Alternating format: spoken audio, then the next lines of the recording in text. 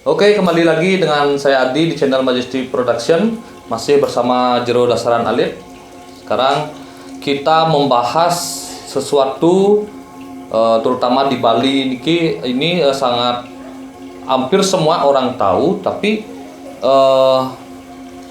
perbedaan dan mungkin sifat itu mereka nggak tahu. Jadi kita sekarang membahas apa itu gamang, memedi, dan samar. Apakah itu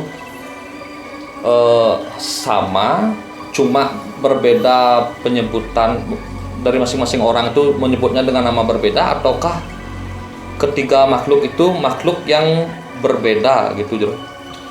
Baik, seperti apa yang setelah disampaikan tadi, pertama-tama saya Jero Dasaran Alit bertemu lagi pada kesempatan yang baik ini. Saya ingin membahas dan juga kami berbincang-bincang mengenai tentang bagaimana sih sebenarnya isi daripada spiritual itu sendiri dalam ranah bagaimana dan apa yang dimaksud dengan samar, gamang, dan juga memedi itu. Jadi sebenarnya bukan hanya 3 saja. Oh, ada lagi? 4. Yang lagi satu apa? Banas. Oh, Banas. Ya, Banas. Jadi keempatnya itu makhluk yang artinya apa ya namanya, sama gitu, maksudnya tidak ada sama. yang sama. Nah, jadi mengenai tentang keempat makhluk ini, baik itu yang disebut tadi adalah samar, memedi, gamang, dan banas. Jadi yang pertama mengenai tentang samar. Banyak orang mungkin telah mengetahui apa itu samar, dan banyak orang yang telah mengetahui apa itu yang dilihat, bahwa banyak orang yang ngiring-ngiring mungkin bisa saja melihat makhluk-makhluk seperti keempat ini, salah satunya adalah samar yang paling sering dilihat oleh kebanyakan orang. Tapi banyak orang yang tidak sadar, banyak orang yang tidak tahu apa dan dari mana asal daripada samar itu terjadi. Sebenarnya terbentuknya samar itu. Sebenarnya ketika kita berbicara masalah samar, jadi samar itu adalah sebuah makhluk di mana samar itu memiliki perwujudan sama seperti kita. Seperti manusia. Seperti manusia. Tidak ada perbedaan di antara samar dan juga manusia. Hanya saja perbedaannya itu adalah berada di saat samar itu bisa terlihat dan bisa tidak terlihat. Tetapi dalam konteks wujud nyatanya, dari fisik itu nggak ada perbedaan. Fisik itu tidak ada perbedaan. Tetapi banyak orang mengatakan tidak ada yang lekukan ini di atas bibir. Tetapi banyak juga samar yang memiliki lekukan itu. Oh, gitu. Tidak mesti samar itu tidak memiliki lekukan. Pokoknya samar itu bisa sama dengan kita. Dan perlu kita ketahui bahwa samar itu bisa saja berubah menjadi wujud-wujud orang lain yang mereka inginkan. Artinya dia bisa berubah-ubah sesuai dengan keinginannya menjadi siapa, dan bisa menyerupai kita gitu. Bisa menyerupai kita, karena itulah samar gitu. Dan perlu kita ketahui bersama asal mula terjadinya samar. Samar itu adalah sebuah makhluk yang sebenarnya muncul dari roh manusia. Kenapa dia katakan roh dari manusia? Karena ketika ada manusia yang meninggal dengan cara tidak wajar, baik itu meninggal dengan cara bunuh diri, kecelakaan, gantung diri, maupun lain sebagainya. Tetapi kalau yang dimaksud samar itu bukan roh dari orang yang kecelakaan dalam konteks dia kecelakaan di jalan, tidak. Yang dimaksud roh samar ini adalah orang yang bunuh diri, baik itu gantung diri, meminum racun, dan lain sebagainya. Kenapa? Karena saya kasih contoh supaya para sahabat media dan juga beli juga bisa memahami dan mengerti. Saya kasih contoh, ketika ada salah satu orang yang sebenarnya dia itu ditakdirkan mati, meninggal dengan cara yang memang wajar di umur 100 tahun gitu misalnya. Tetapi di umur 50 tahun dia mengakhiri hidupnya dengan cara membunuh dirinya, bunuh diri, mungkin menggantung diri, makan racun, dan lain sebagainya. Ketika dia mati dengan cara begitu, berarti kan 50 tahun kedepannya ini kan sudah dipotong oleh dia. Jadi umur 50 tahun setengahnya sudah dia habiskan dan sudah dia stop akhiri sampai segitu gitu. Stop sampai di sana. Jadi arwahnya ini tidak bisa diterima dimanapun. Oh gitu, berarti Baik itu diterima di salah satu tempat tertentu, di pura atau ngaturang ayah atau dimanapun itu tidak bisa diterima. tidak bisa diterima. Karena apa? Karena dia belum waktunya meninggal. Karena dia sudah ditakdirkan meninggal pada umur 100 tahun, tetapi umur 50 tahun dia sudah mengakhiri hidupnya. Dan ketika dia mati dengan cara demikian, dia tidak diterima oleh siapapun dan dimanapun dia tidak diterima. Ketika dia tidak diterima inilah dia menjadi yang dikatakan arwah gentayangan. Arwah gentayangan bisa kemana-mana.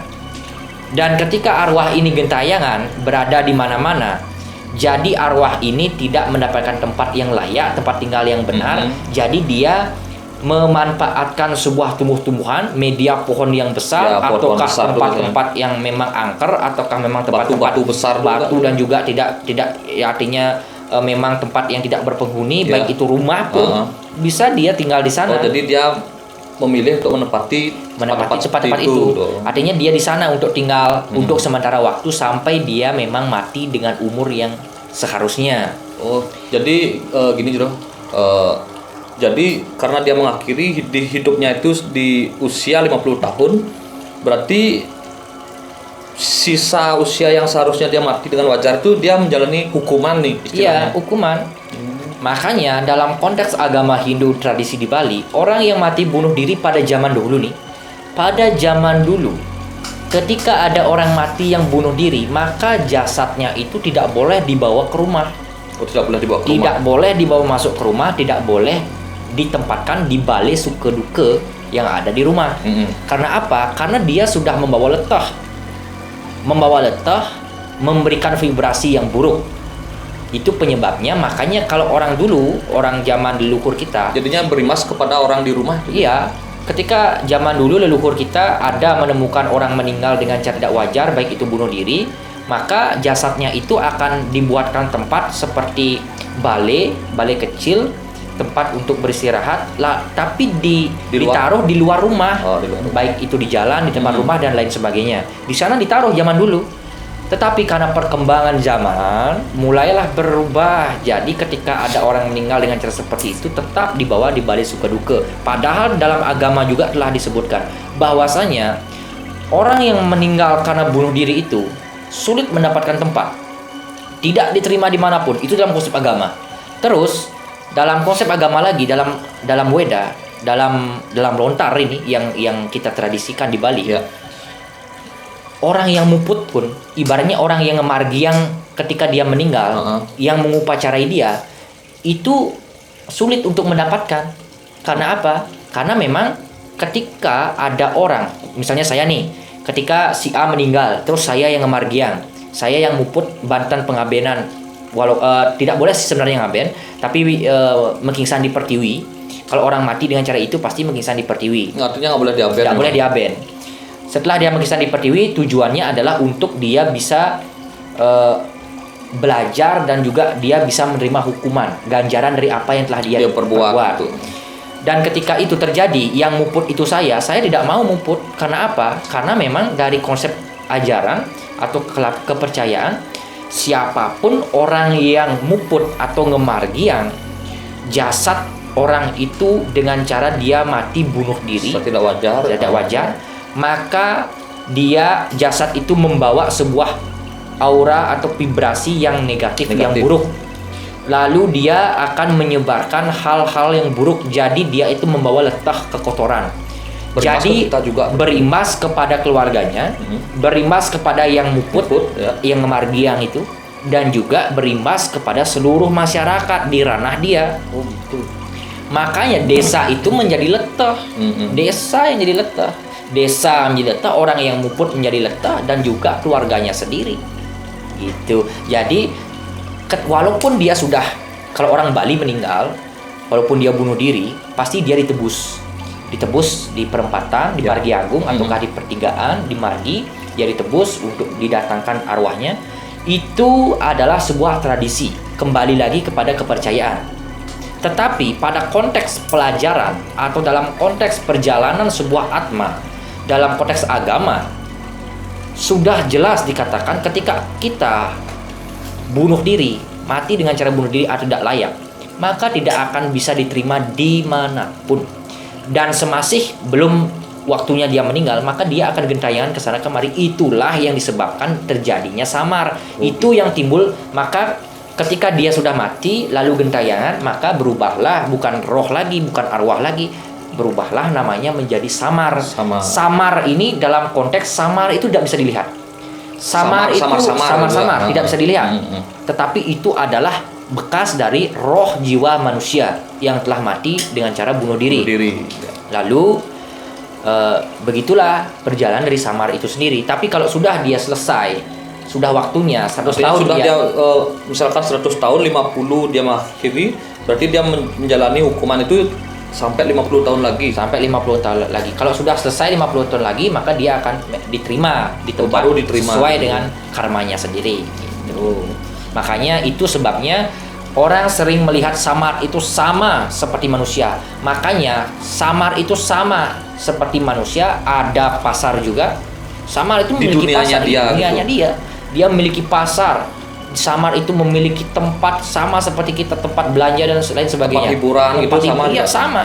Karena samar itu memiliki jiwa atau keinginan ataupun memiliki sebuah, artinya satripu yang sama seperti manusia. Artinya dia masih ke manusia-manusiaan gitu. Masih gitu. Dan dia sebenarnya samar ini sama seperti manusia, tidak mengganggu sesama, tetapi dia itu bisa mengganggu kalau memang ranah dari lingkungannya dia ini diganggu atau yang mengganggu ke sana gitu.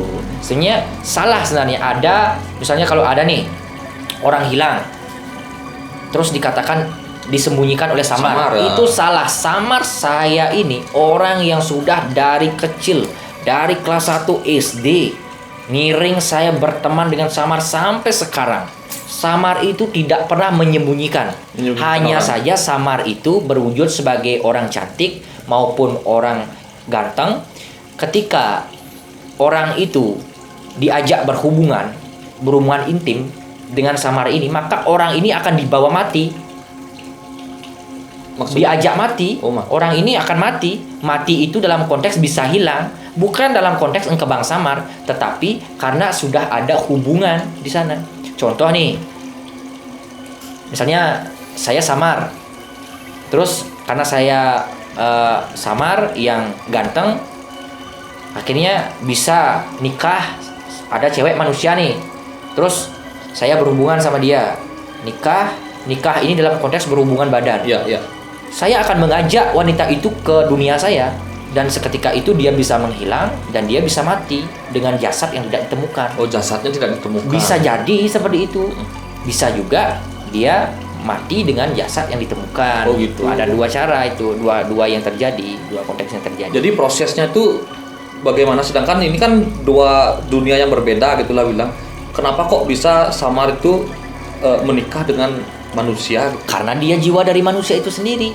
Karena dia berdampingan dengan kita. Makanya ranah yang paling kita ajak berdampingan, dunia lain yang kita ajak berdampingan itu adalah dunia samar. Samar itu sama dengan kita berada di mana-mana. Itu. Terus selanjutnya mengenai tentang setelah samar tadi, gamang. Sebenarnya gamang ini sejenis dengan samar. Gamang ini sejenis dengan sama. Karena apa? Gamang itu sendiri bersifat sama, bisa berubah wujud menjadi apapun. Tapi wujudnya dia juga sama seperti manusia. Sama, tapi hanya saja perbedaannya ada yang mungkin tidak memiliki tangan, ada yang cacat fisik dan lain sebagainya gitu. Tapi kalau samar itu bersifat sempurna dia. Seperti manusia. Gamang itu menempati rumah di mana ada pohon bambu, maka gamang itu berada di sana. Di pohon bambu. Dia suka bersemayam di pohon-pohon bambu, di rimbun-rimbun bambu. Artinya pohon bambu yang ada ciri khusus atau pohon bambu? Tidak, secara umum, secara umum. Tapi tidak semua juga. Artinya dia suka menempatkan dirinya, artinya memilih tempat tinggal di pohon bambu itu. Gitu, itu gamang. Terus selanjutnya dia tuh artinya dia tuh terbentuk bukan dari, nggak ada kaitan dengan manusia.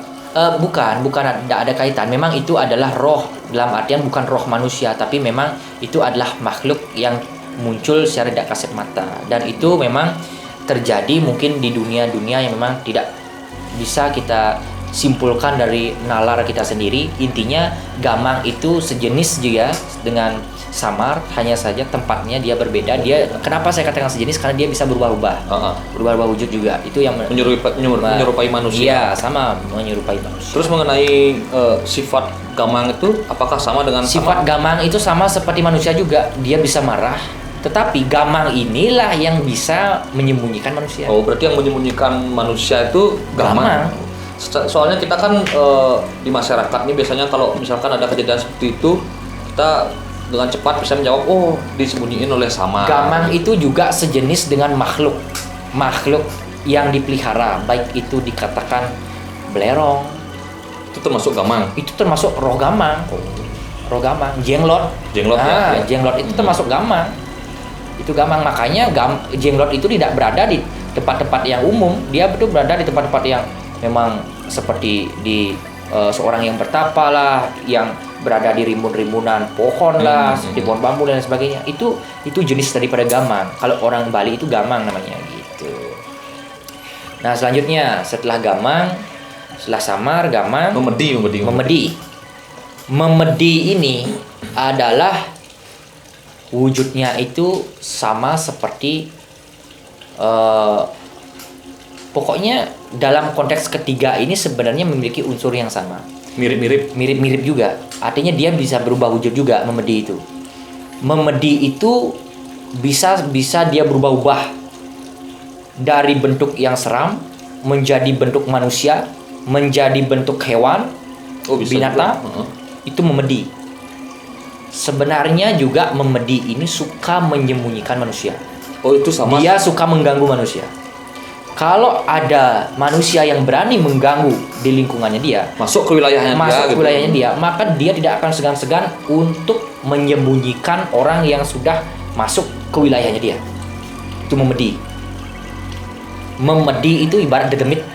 Kalau orang Islam, kalau biasanya orang bilang wewe gomel itu. Nah, itulah itu termasuk memedi.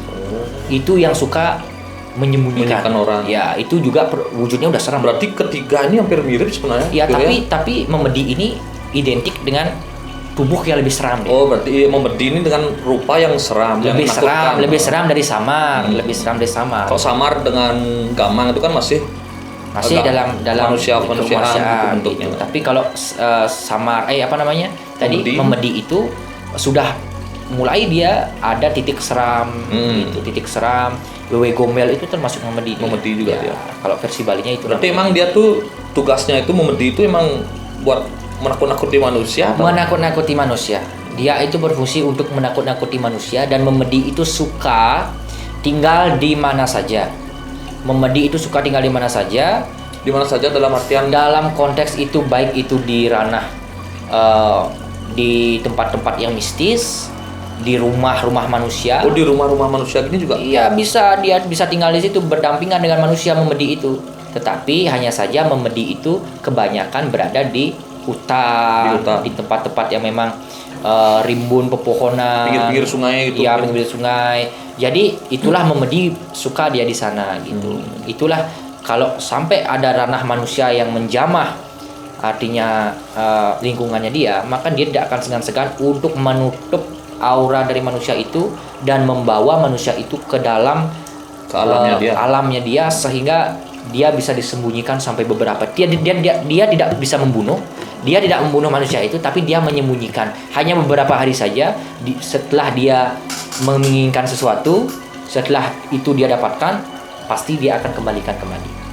Artinya tujuan dia menyembunyikan itu apa, Jero? Atau karena kita sudah masuk mengganggu, dianggap mengganggu, dia itu tidak welcome dengan manusia. Oh gitu. Dia tidak welcome dengan manusia. Kalau ada yang berani masuk ke ranah dia akan menyembunyikan. Misalkan kita dengan niat baik nih, kita kan secara kasat mata kita nggak tahu mana itu rumah memedi atau rumah gamang, rumah semar, kita kan nggak tahu nih, terutama saya gini nggak tahu. Kita tujuan kita baik mau ke suatu tempat, cuma lewat daerah itu tanpa kita tahu dalam itu rumah konteks memedi gitu. ketika kita lewat tidak masalah. Hanya saja ketika kita lewat, contohnya seorang wanita yang haid atau mens, dia lewat. Nah, itu bisa diganggu. Oh, diganggu. Terus ketika rumahnya dihancurkan, ibaratnya pohon dia Ditebang bisa ditebang. gitu. Nah, itu bisa menyembunyikan, bisa juga dia itu ibaratnya nih, kita ini ingatnya seperti apa yang saya sampaikan tadi, dia tidak welcome dengan dengan manusia gitu. Jadi kita harus berhati-hati dengan hal itu gitu.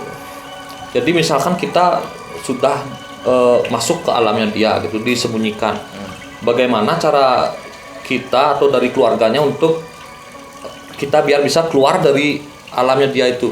Pasti dia akan diberikan kode. Keluarga itu pasti diberikan kode. Mungkin dengan cara apa? Sebelum keluarganya mengetahui dia disembunyikan oleh Gamang, maka Gamang itu tidak akan pernah dia mau mengeluarkan orang itu. Dia tidak membunuh manusia.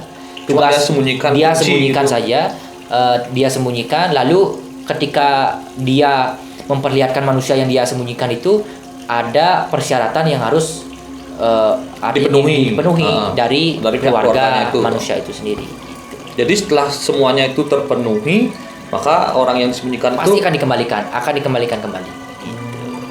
ada melalui proses apa tuh tiba-tiba muncul gitu. Ya orangnya. gitu. Artinya seketika bentarnya lagi ataukah pada saat tidak ada manusia, Tiba-tiba di sana dia- tiba-tiba dia datang gitu. Tapi dengan mindset yang dirubah, ibaratnya dia itu menjadi tidak ingat apa yang Artinya terjadi. pikirannya dia tuh udah dicuci. Iya, dicuci. Ibaratnya Dikosongkan. dia dikosongkan, tidak bisa berpikir apa yang terjadi di sana gitu.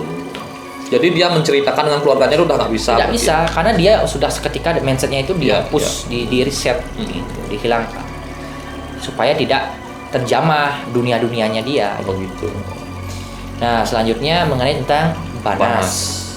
Banas ini sebenarnya sama dengan rencangan. Banas sama dengan rencangan. Ingat, rencangan itu dalam konteks Banas ini bisa berubah wujud ini dan menjadi badan yang besar, tinggi besar, hitam seperti genderuwo. Ya, Orang ya, bilang genderuwo. Itulah perwujudan Banas. Itu Banas. Manusia setengah tubuh itu Banas. Manusia dengan taring itu Banas. Oh itu termasuk Banas. Iya, artinya perwujudannya seperti manusia tapi dengan taring itu termasuk Banas. Termasuk Banas. Itu bukan manusia seperti manusia tapi bertaring, itu Banas. Lalu Api itu Bro? api itu bukan Banas. Oh, bukan Banas. Itu sifat dari manusia yang lekas atau yang berarti itu yang ilmu. ilmu black magic atau disebut dengan ilmu pengeliakan itu. Iya. Banas itu adalah seperti kita, tubuhnya seperti manusia tapi besar, lebih besar dari manusia, 2 kali lipat lebih besar, itu Banas. Lalu Banas itu bisa juga tidak seperti manusia, bisa menjadi hewan sama seperti rencangan. Rencangan itu bisa hewan, baik itu seketika ada singa, Iya. ada garuda, terus ada seketika ada naga, kita melihat naga, itu adalah rencangan. Gumatat gumitit itu termasuk rencangan, dan Banas ini termasuk ke hal itu. Artinya rencangan Ide Betara. Ya. Dia itu berada di tempat-tempat suci yang sebagai penjaga dari tempat itu sendiri. Istilahnya mungkin apa? Rencangan itu peliharaan gitu Bro. Rencangan itu peliharaan Peliharaan Ide Betara Ide gitu. Betara gitu. Ibaratnya seperti itu. Banas itu adalah ibaratnya satpam yang menjaga areal-areal tertentu. Seperti pura Ya, gitu. sama juga Samar itu juga menjaga dia. Samar itu sama seperti Banas, dia menjaga. Sifatnya dia menjaga. Tidak artinya dia tidak membuat orang lain itu, manusia itu menjadi hilang, tidak menyembunyikan, tidak. Hanya saja dia menjaga. Tapi ketika ada manusia yang membuat lingkungannya itu kotor, maka dia tidak segan-segan akan memperlihatkan wujud nyatanya dia dengan wujud yang seram, aneh. yang aneh gitu.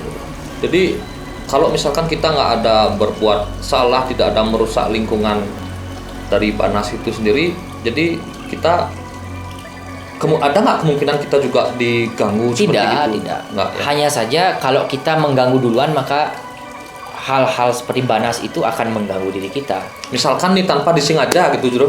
Misalkan kita tanpa sengaja karena kita nggak tahu kan, kita tanpa sengaja melakukan hal yang tidak disukai oleh Ya pasti diganggu. juga Apapun tetap. yang bersifat walaupun itu kita nggak tahu, nggak sadar iya, gitu. walaupun apapun itu semasih kita namanya juga mengganggu, ya pasti itu pasti akan ada efek sampingnya. Dia akan tidak segan-segan untuk memperlihatkan dirinya, wujud aslinya gitu.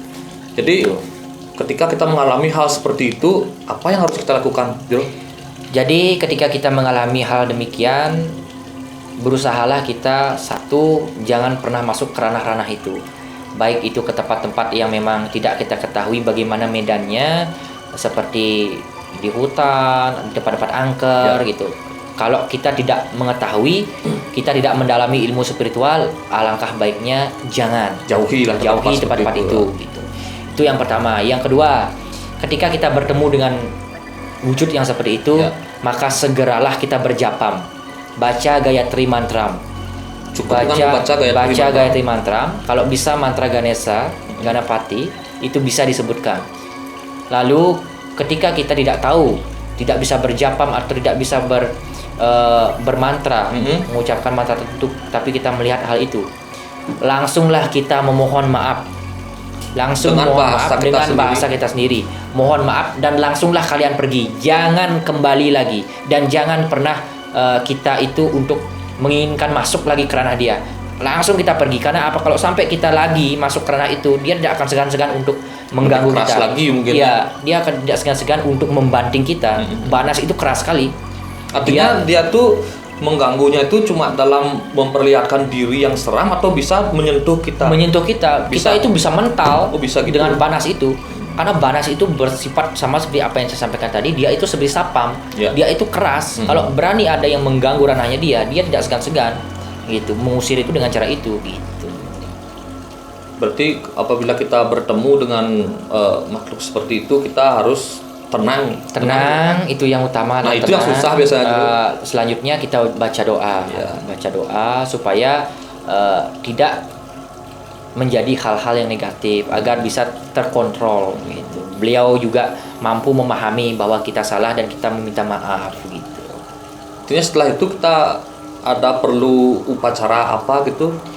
Kalau upacara, alangkah baiknya makanya ketika kita berada di ranah-ranah yang berdekatan dengan lingkungan mistis atau lingkungan yang memiliki berbau supranatural, jadi kita harus mengaturkan sebuah sesajen, baik itu kita membantan rarapan, membantan nasi, kopi, ataukah makanan, kita aturkan di sana sebagai rasa sujud bakti kita. Bakti bukan berarti kita mengabdi, tetapi kita menghormati adanya makhluk yang berbeda. Jadi ketika kita sudah mampu untuk melakukan hal itu, dia tidak akan menyerang kita, dia tidak akan mengganggu kita, malah kita yang akan dijaga. Sifatnya dia adalah baik, dia bisa menjaga kalau kita bisa menjaga dia, menghormati. Tapi kalau kita malah membuat buruk, merusak rumah atau ranahnya dia, lingkungannya dia, maka dia tidak akan segan-segan untuk menghancurkan ranah kita dan keluarga kita.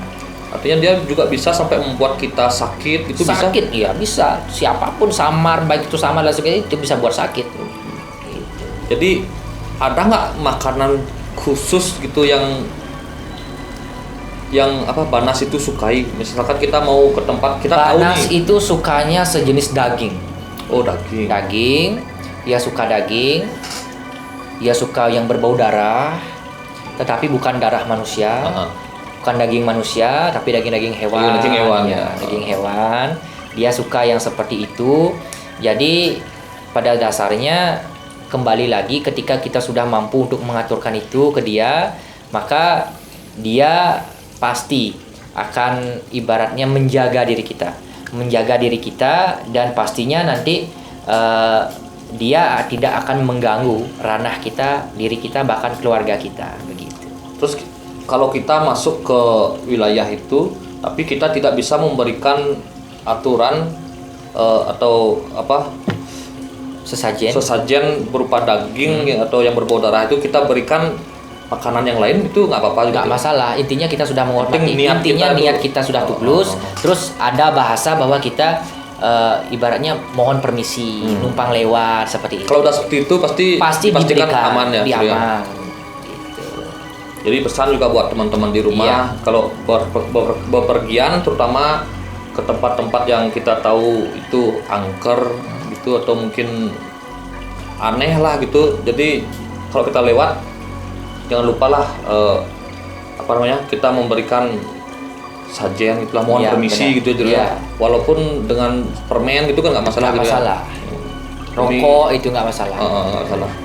Demi keamanan kita Keamanan Jero ya. kita. Ya. Terus